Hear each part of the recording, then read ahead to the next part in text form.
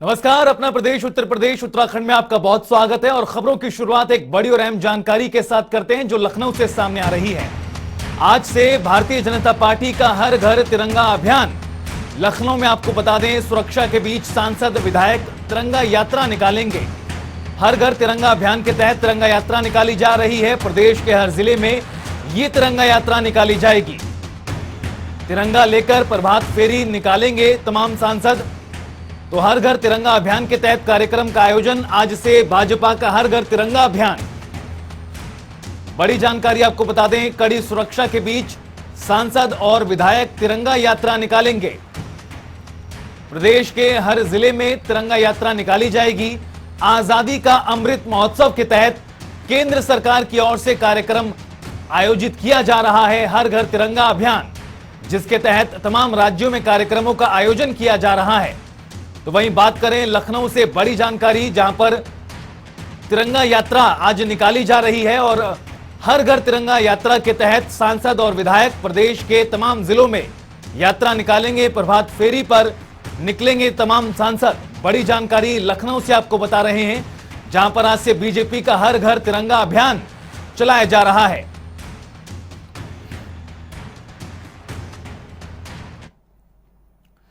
और खबरों में आगे बढ़ते रुख एक और बड़ी जानकारी का, ब्रेकिंग न्यूज से आपको अपडेट करा दें। लखनऊ से बड़ी जानकारी, इस्लामिक सेंटर से तिरंगा यात्रा निकलेगी। बड़ी और अहम जानकारी आपको बता रहे हैं, मदरसों के बच्चे तिरंगा यात्रा में शामिल होंगे।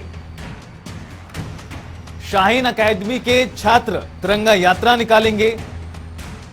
तो प्रदेश भर में आज तिरंगा यात्रा का आयोजन किया जा रहा है। सैकड़ों छात्र तिरंगा लेकर निकलेंगे। इस्लामिक सेंटर से निकलेगी ये तिरंगा यात्रा, जिसमें मदरसे के बच्चे शामिल होंगे। तो मदरसों के बच्चे निकालेंगे इस तिरंगा यात्रा को और खास तौर पर जो तैयारियां की गई हैं वो इन तस्वीरों के जरिए आप देख रहे हैं।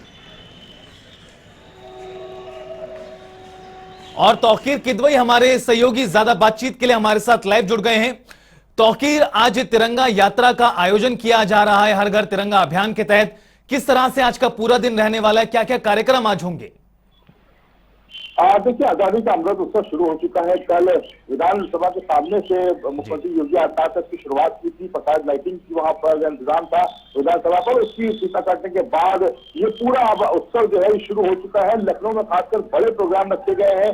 गंज कार्निवाल रखा गया है 2 दिन के लिए। कल्चरल प्रोग्राम्स हैं और पूरे 7 दिन कुछ ना कुछ अलग अलग डिपार्टमेंट के ओर से इसके कार्यक्रम रखे गए हैं। खास बात है कि इसमें जो मुस्लिम समुदाय के लोग हैं वो भी पीछे नजर नहीं आ रहे हैं और बड़ी संख्या में अलग अलग जगहों पर आयोजन किए गए हैं। मदरसे के बच्चे खासकर इसे बढ़ के सामने आए हैं। कई जगहों पर पहले उसका आयोजन किया गया था। तिरंगा यात्रा निकाली जा रही है। अब फिलहाल इस्लामिक सेंटर से आज एक बड़ी तिरंगा यात्रा निकालनी है। जो अलग अलग मदरसों के बच्चे हैं वो यहाँ इकट्ठा होंगे और उसके बाद तिरंगा यात्रा निकाली जाएगी। तो फिलहाल तैयारियां यहाँ पर चल रही है। तो कुछ देर बाद का समय है यहाँ पर निकलने का। तो फिलहाल जो लखनऊ की बात करें तो पूरा एक अमृत उत्सव के जो रंग में डूबा हुआ नजर आ रहा है। हर तरफ तिरंगे की धूम है। घर हो, प्रतिष्ठान हो, सब जगहों पर तिरंगा नजर आ रहा है। तो फिलहाल तिरंगे को मिलकर जो सम्मान होना चाहिए वो यहाँ के लोगों में खास नजर आ रहा है। तो उत्सव जैसा माहौल जरूर है। तौकीर, अगर तैयारियों की बात करें तो जिस तरह से तस्वीरें सामने आई हैं, पूरा देश, पूरा प्रदेश और पूरा जिला जिस तरह से इस तिरंगे के रंग में रंगा हुआ है, उससे लोगों का उत्साह भी साफ तौर पर नजर आ रहा है। जी बिल्कुल, जिस तरह से लोगों ने बढ़ चढ़ कर हिस्सा लिया और उसके बाद जो तिरंगे के तराने गाए जा रहे हैं, जगह जगह दुकानों के बाहर स्पीकर लगे हुए हैं, हम माहौल देख रहे हैं। तो जैसे लग रहा है कि हर एक व्यक्ति उस रंग में डूब चुका है और अपने आप को सराबोर रखना चाहता है पूरे 7 दिन। इसी के चलते जो दुकानें हैं, प्रतिष्ठान है, कहीं मिठाइयां तिरंगा की बन रही है, कहीं राखी तिरंगा के रंग की है। तो सब तरफ तिरंगा ही तिरंगा है। और फिलहाल आपको ये भी बता दें कि जो तैयारियां हैं शासन प्रशासन की तरफ से वो बड़ी की गई हैं। लेकिन एक सवाल ये भी उठा था कि जो इतनी बड़ी संख्या में तिरंगा होगा तो उसके सम्मान को लेकर कैसा पहुंचे। तो फिलहाल उसके लिए भी तैयारियां की गई हैं। जो वॉलंटियर्स हैं उनको खड़ा किया गया है जगह जगह। खासकर उन बस्तियों में जहां पर थोड़ा सा लिटरेसी लेवल कम है वहां पर वो ध्यान रखेंगे कि तिरंगा का तिरस्कार ना हो। तो कई तैयारियां कई तरह की हैं। खासकर नगर निगम और जो लखनऊ विकास प्राधिकरण है वो इस वर्षों से सामने आया है। करीब 10 लाख से ज्यादा तिरंगे बांटे गए हैं विभागों की तरफ से, घर घर तिरंगे बांटे जा रहे हैं। और आज सर भारतीय जनता पार्टी और अन्य दल वो भी इसमें कूद गए हैं, वो भी इस यात्रा का हिस्सा हो चुके हैं, तिरंगा महोत्सव का हिस्सा बन चुके हैं। चाहे वो कांग्रेस हो चाहे समाजवादी पार्टी हो, उन लोगों ने भी उसका विरोध करने के बजाय इसमें शामिल होना बेहतर समझा। तो कहीं ना कहीं जो राजनीतिक उसमें मोड़ था वो भी ना ले पाया है। तो इस वजह से पूरा देश यूं कह सकते हैं कि इस तिरंगा यात्रा है और इस तिरंगा के अमृत उत्सव में शामिल है। तौकीर, मुख्यमंत्री योगी आदित्यनाथ ने जिस तरह से इस तिरंगा यात्रा को हरी झंडी दिखाई, उसके बाद अलग अलग इलाकों में तिरंगा यात्रा जा भी रही है। लखनऊ में आज बीजेपी की ओर से तिरंगा यात्रा का आयोजन है, किस तरह की तैयारियां बीजेपी के कार्यक्रम को लेकर? देखिए, इसमें जो भी सांसद हैं, विधायक हैं, वो तिरंगा यात्रा लेकर निकलेंगे। कल भी रामचंद्र प्रधान जो एमएलसी हैं भारतीय जनता पार्टी के, वो 10 नब्बे चौराहे से लेकर अपने दूसरे जिले यानी कि उन्नाव तक, क्योंकि उन्नाव से वो एमएलसी उन्नाव तक जो तिरंगा यात्रा गई थी, ब्रजेश पाठक जी उसमें शामिल हुए थे डिप्टी सीएम है उत्तर प्रदेश सरकार में। तो फिलहाल कल कई सब यात्राएं देखने को मिल रही थी और आज भी कई तरह का आयोजन है भारतीय जनता पार्टी की तरफ से भी। खासकर समाजवादी पार्टी के राष्ट्रीय अध्यक्ष है अखिलेश यादव, उन्होंने कन्नौज से तिरंगा यात्रा को हरी झंडी दिखाई थी। कांग्रेस ने लखनऊ के महानगर इलाके से हरी झंडी दिखाई, उनकी भी तिरंगा यात्रा निकल चुकी है।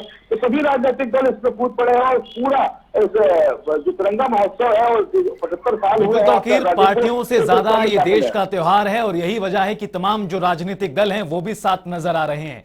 बहुत बहुत शुक्रिया इस तमाम बातचीत के लिए और जानकारी के लिए।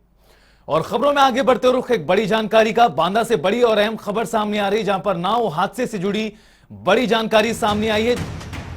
नाव हादसे से जुड़ी बड़ी और अहम खबर से आपको रूबरू करा दें। नाव बांदा से बड़ी और अहम जानकारी, हादसे में 4 लोगों की मौत हो गई है। अभी तक बड़ा अपडेट सामने आया है, 17 लोग अभी भी लापता बताए जा रहे हैं। 4 लोगों की मौत, 17 लोग अभी भी लापता हैं। ये बड़ी और अहम खबर, हालांकि रेस्क्यू ऑपरेशन लगातार जारी है। 4 लोगों की मौत की खबर, 17 लोग अभी भी लापता हैं नदी में। एनडीआरएफ और एसडीआरएफ की टीमें मौके पर मौजूद हैं और रेस्क्यू ऑपरेशन लगातार तेज गति से चलाया जा रहा है। नाव हादसे से जुड़ी इस वक्त की बड़ी जानकारी आपको बता दें, 4 लोगों की इस पूरी दुखद घटना में अभी तक जान जा चुकी है। हालांकि 17 लोग अभी भी लापता हैं। और अरबाज हमारे सहयोगी जुड़ गए हैं ज्यादा बातचीत के लिए फोनलाइन पर हमारे साथ। अरबाज, जिस तरह से बड़ी जानकारी और लगातार जो सर्च ऑपरेशन है इस नाव हादसे से जुड़ा हुआ वो लगातार जारी है, 4 लोगों की मौत की जानकारी है, क्या कुछ और अपडेट इस मामले पर? जरूर सर, बताना चाहूंगा बांदा जनपद के मरका थाना क्षेत्र के मरका गांव का है, जहां पर यमुना नदी में फतेहपुर और बॉर्डर बहती है। दोपहर तकरीबन करीब कल 3 बजे लगभग 35 से 40 लोग नाव पर सवार होकर नदी पर पार कर रहे थे। तभी नदी के बीच धारा में तेज हवा के कारण अचानक नाव अनियंत्रित होकर पलट जाती है। नाव के पलटने से कुराम मच जाता है। वहीं 18 लोगों को बाहर निकाला गया है, जिसमें 4 लोगों की मौके पर मौत हो गई है। वहीं 15 लोग को सुरक्षित से बाहर निकाला गया, 17 लोगों की खोजबीन की जा रही है। अरबाज, 17 लोगों के अभी भी लापता होने की जानकारी जिस तरह से सामने आ रही है, जो रेस्क्यू ऑपरेशन में टीमें जुटी हुई हैं, क्या उनका कहना है, क्या संभावनाएं जताई जा रही हैं? रेस्क्यू में एनडीआरएफ और एसडीआरएफ की टीमें जुटी हुई हैं। बताया जा रहा है कुछ लोग बाहर निकल सकता है। शुक्रिया अरबाज इस तमाम बातचीत के लिए और जानकारी के लिए। तो 4 लोगों की मौत हो गई है, कई लोग अभी भी लापता हैं। हालांकि रेस्क्यू ऑपरेशन लगातार जारी है।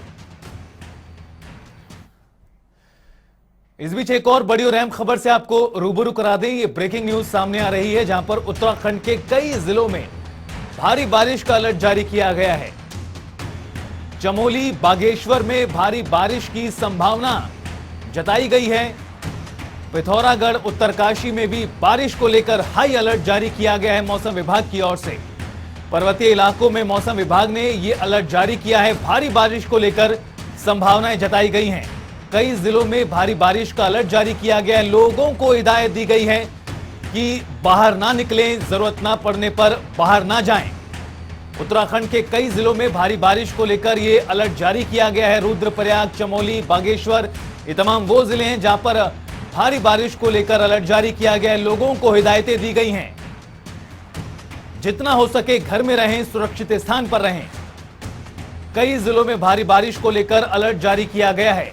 चमोली, बागेश्वर में भारी बारिश को लेकर अलर्ट है, क्योंकि लगातार जिस तरह से पहाड़ी इलाकों पर बारिश का मंजर देखने को मिल रहा है, उससे तबाही और बर्बादी लगातार देखी जा रही, चारों ओर बर्बादी का मंजर नजर आ रहा है, जिससे न सिर्फ जानी नुकसान बल्कि भारी तौर पर माली नुकसान भी हो रहा है। यही वजह है कि मौसम विभाग की ओर से यह अलर्ट जारी किया गया है, लोगों को हिदायतें जारी की गई हैं।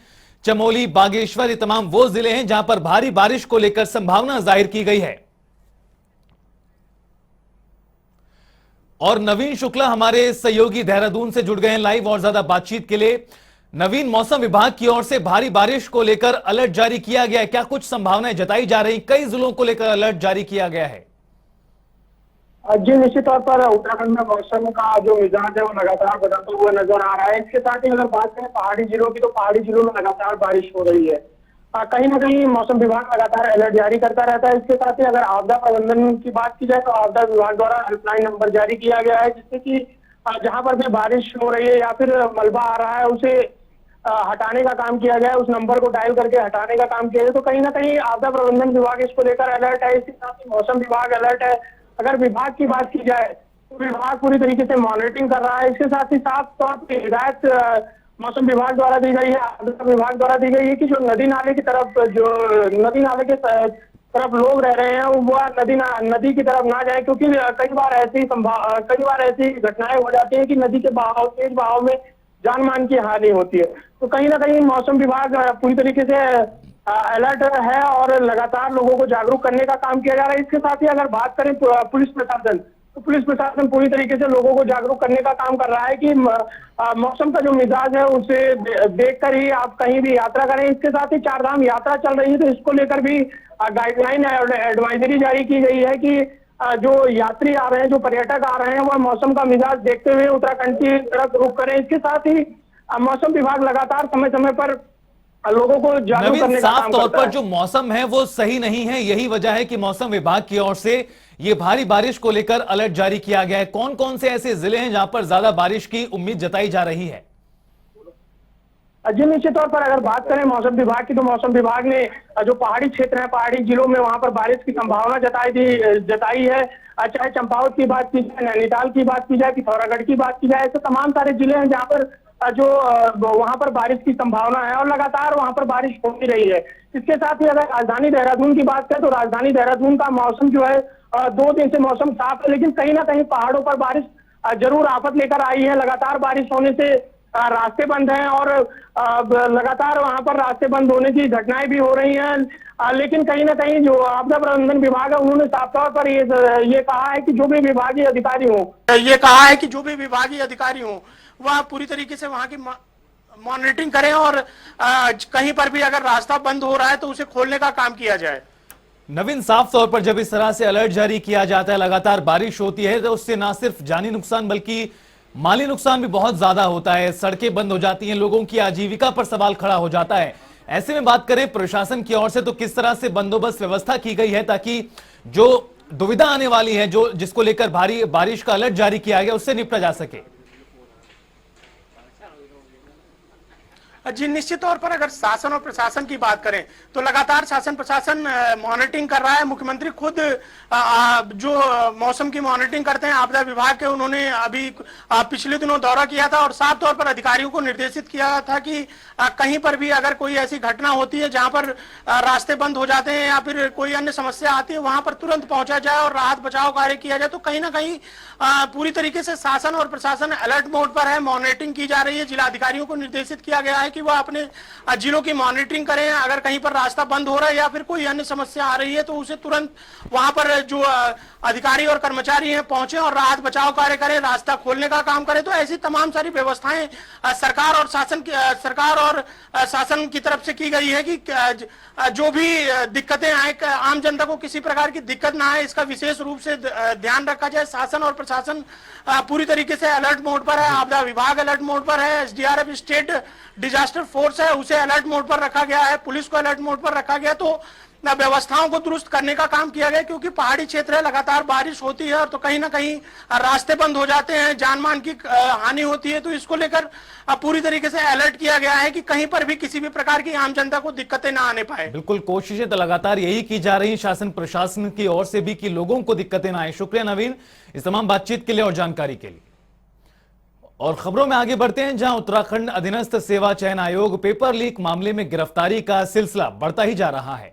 आपको बता दें कि यूके एसएससी की ओर से 4 और 5 दिसंबर 2021 को स्नातक स्तरीय परीक्षा आयोजित की गई थी। इस परीक्षा के संपन्न होने के बाद परिणाम भी जारी हुआ, जिसके बाद बेरोजगार संगठनों और कई छात्रों ने सीएम से मिलकर परीक्षा में हुई अनियमितताओं की जांच के लिए ज्ञापन दिया। साथ ही सोशल मीडिया के माध्यम से भी मुख्यमंत्री को इस मामले में अनियमितताओं की शिकायत मिली थी, जिसके बाद पूरे मामले में लगातार जांच जारी है।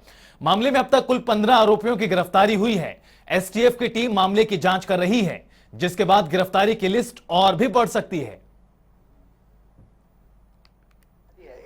5 दिसंबर 2021 को उत्तराखंड अधीनस्थ चयन सेवा आयोग द्वारा एक परीक्षा आयोजित की गई थी, जो स्नातक स्तरीय परीक्षा कहलाई जाती है, और जिसमें सब इंस्पेक्टर या उसके इक्विवेलेंट, सब इंस्पेक्टर तो नहीं था ये एग्जाम, उसके इक्विवेलेंट पदों पर जो है भर्तियां होती हैं इसके माध्यम से। और ये परीक्षा में कुछ समय बाद इस पे सवाल लगने लग गए, और बेरोजगार संगठनों ने भी और सोशल मीडिया में भी इस पे जो है उंगलियां उठी। तो बेरोजगार संगठन जब माननीय मुख्यमंत्री जी से मिले, तो उन्होंने, जैसा उनका एक ड्रीम है कि भ्रष्टाचार मुक्त उत्तराखंड बनाया जाए, उसी को का संज्ञान लेते हुए मुझे आदेशित किया कि इसमें एफआईआर करा करके आगे की कार्रवाई की जाए। और तब 22 जुलाई को इसमें एफआईआर हुई। तो पेपर लीक मामले में लगातार जांच जारी है और गिरफ्तारियों का दौर भी देखने को मिल रहा है। खबरों में आगे बढ़ते रुख एक और बड़ी जानकारी का अहम खबर से आपको रूबरू करा दें। देहरादून से बड़ी जानकारी, उत्तराखंड कांग्रेस का भारत जोड़ो अभियान लगातार जारी है। कांग्रेस नेता हर विधानसभा का दौरा कर रहे हैं। भारत जोड़ो तिरंगा यात्रा निकाली जा रही है। हर विधानसभा में 75 किलोमीटर यात्रा का लक्ष्य रखा गया है कांग्रेस पार्टी की ओर से। 15 अगस्त को देहरादून में इस यात्रा का समापन होगा, जिसकी शुरुआत 9 तारीख को हुई। तो उत्तराखंड कांग्रेस का भारत जोड़ो अभियान लगातार जारी है, और किस तरह से कांग्रेस के कार्यकर्ता और नेता हाथों में तिरंगा लेकर अलग अलग विधानसभाओं का दौरा कर रहे हैं, वो तस्वीरों के जरिए आपको दिखा रहे हैं। और अजीत कांबोज हमारे सहयोगी ज्यादा बातचीत के लिए हमारे साथ जुड़ गए हैं। अजीत, जिस तरह से कांग्रेस की ओर से भारत जोड़ो अभियान लगातार चलाया जा रहा है, अलग अलग राज्यों की बात करें, चाहे उत्तराखंड का जिक्र करें, 9 तारीख को यात्रा शुरू हुई, किस तरह से आज का पूरा दिन रहने वाला है? बिल्कुल, अगर उत्तराखंड के परिप्रेक्ष्य में बात की जाए तो 9 अगस्त को प्रदेश अध्यक्ष करण महारा ने रुद्रप्रयाग जनपद से यात्रा का आगाज किया था, और भारत जोड़ो अभियान के तहत सभी वरिष्ठ और कनिष्ठ जो कांग्रेसी नेता है वो हर जनपद को छूने की कोशिश कर रहे हैं। हर विधानसभा के दूरस्थ इलाकों तक वो अपने पैदल यात्रा को लेकर जा रहे हैं, और तमाम बातें यहाँ पर की जा रही है, और किस तरह से आजादी की लड़ाई में कांग्रेस की महत्वपूर्ण भूमिका रही है, इसको यहाँ पर गिनाने का काम किया जा रहा है कांग्रेस की तरफ से। और जो कि नाम दिया गया है भारत जोड़ो अभियान, इसमें सीधे तौर पर केंद्र की भाजपा सरकार पर निशाना यहाँ पर साधा जा रहा है। उत्तराखंड के कांग्रेसी नेताओं की तरफ से साफ तौर पर आरोप लगाए जा रहे हैं कि जो भाजपा सरकार है वो देश को बांटने का काम कर रही है, इससे जनता को छुटकारा दिलाना होगा। इसको लेकर दोबारा से एक यहाँ पर आजादी का अलग जगाने की बात कांग्रेस की तरफ से की गई है, और भारत जोड़ो अभियान इस यात्रा को दिया गया है कि साफ है कि कैसे आजादी की लड़ाई में एक भारत जोड़ो, भारत से अंग्रेजों को छोड़ने की बात यहाँ पर की गई थी, तो दोबारा से जनता को एकजुट होना होगा, और भारत जोड़ो अभियान के तहत यहाँ पर जनता को एकजुट करने की कोशिश हो रही है। 9 अगस्त से इस यात्रा का आगाज रुद्रप्रयाग जनपद से प्रदेश अध्यक्ष करण महारा ने किया था। यात्रा के प्रत्येक चरण का यहाँ पर विधिवत समापन हो रहा है। जो पूरा जो कार्यक्रम का समापन होगा वो 15 अगस्त को राजधानी देहरादून में होगा। तमाम कांग्रेसी जो दिग्गज नेता है वो कांग्रेस भवन में जुटने का काम करेंगे, और प्रत्येक जनपद पर जो यात्रा चल रही है वो सभी यात्रा के समापन कार्यक्रम में शामिल होंगे।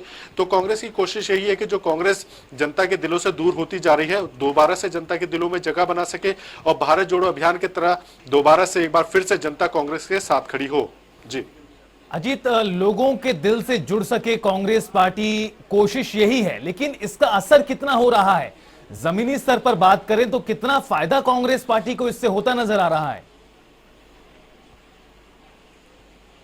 बिल्कुल, अगर कांग्रेसी नेताओं के दावों पर नजर डालें तो उनके दावे कई बड़े हैं कि सीधे तौर पर आम जनता उनकी तरफ एकजुट होने लगी है। जो भाजपा सरकार की गलत नीतियां हैं, जिसमें महंगाई, बेरोजगारी, जीएसटी बढ़ाने, तमाम ऐसे इश्यूज हैं जो सीधे आम जनता को छूने की कोशिश कर रहे हैं, तो इन्हीं को मुद्दा बनाकर कांग्रेस भी जागरण करती हुई नजर आ रही है। और भारत जोड़ो अभियान के तहत जनता के बीच में हर गांव, हर प्रत्येक ब्लॉक को यहां पर छूने की कोशिश हो रही है। घर घर जाकर जो नाइट स्टे है वो भी किसी कार्यकर्ता के घर पर ही रुकने की व्यवस्था यहां पर बनाई गई है, जिससे आम जनता के और करीब में रात्रि प्रवास के दौरान वो रह सके। तो साफ है कि कांग्रेस कोशिश जरूर कर रही है जनता के दिलों में जगह बनाने की, लेकिन कितना ये कारगर साबित हो पाएगी ये आने वाले चुनावी नतीजों में पता चल जाएगा। और पहला जो बड़ा चुनाव होगा वो 2024 का होगा, लोकसभा चुनाव। तो अभी तक का अगर मैंडेट देखें तो भाजपा के ही 5 सांसद यहां पर है, 5 लोकसभा सीट पर। तो ऐसे में अगर भाजपा से छिटक कर कांग्रेस के पक्ष में एक भी सीट जाती है तो एक बड़ी उपलब्धि होगी उत्तराखंड कांग्रेस की। जाहिर तौर पर अजीत, अब नजरें सभी की यही है कि आखिर इसका कितना फायदा कांग्रेस पार्टी को मिलेगा। शुक्रिया इस तमाम बातचीत के लिए और जानकारी के लिए।